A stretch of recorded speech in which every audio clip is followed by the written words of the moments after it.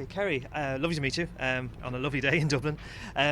You are writing a book about the history of Bletchley Park. Could you tell us how you got interested in the subject? Back in the 90s, I'd read a book called Fatherland by an author called Robert Harris, and he released a new book and it was called Enigma, and I knew nothing about it, but I automatically took it off the shelf and read it, and I was just absolutely fascinated about this story about code-breaking in this country estate, and that there was 10,000 people there and it was all kept a secret. And I'm just fascinated about how that many people kept a secret, and especially because the secret didn't actually come out until 1974.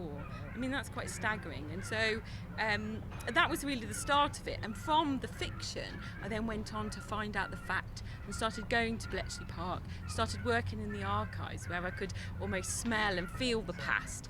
And it led me to sort of start scratching around and want to tell some of the untold stories. And that has subsequently led me on to the women code breakers. At Bletchley, there were, and the surrounding outstations, 10,000 people, 70% of which were women. I am focusing in the book, it's called Women Code Breakers at Bletchley Park, about 3 women code breakers. Women sort of went through the whole hierarchy of Bletchley Park, but very few actually sort of matched their male peers in cryptographic roles.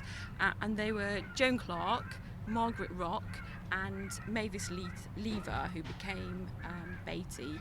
And the book sort of focuses on their story and their contribution to the Bletchley Park code-breaking past.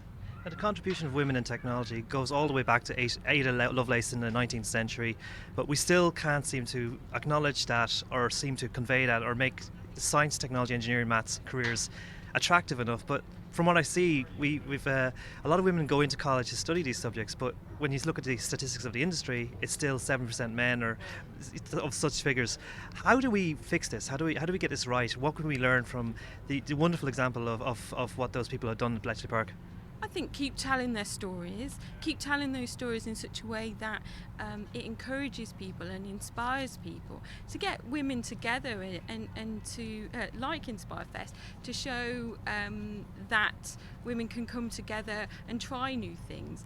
I mean, in the UK, there's something called Cyber Challenge UK, and that is a cabinet-led programme to encourage youngsters into cybersecurity, which has an enormous shortfall in the workforce.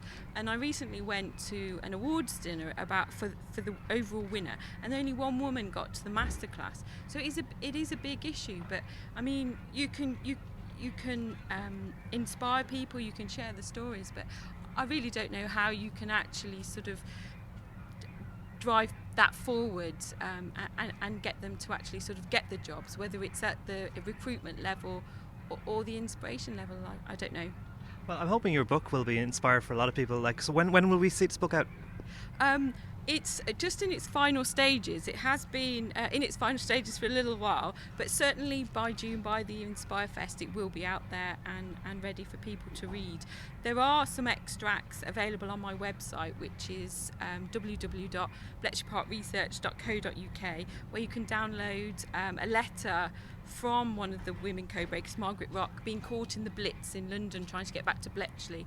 And I'm just about to also add some photographs and some letters from Joan Clarke as well.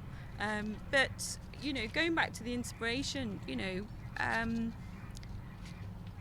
it's not just sort of the factual things, it's fiction things. If it drives people forward to be interested, then that's a wonderful thing too.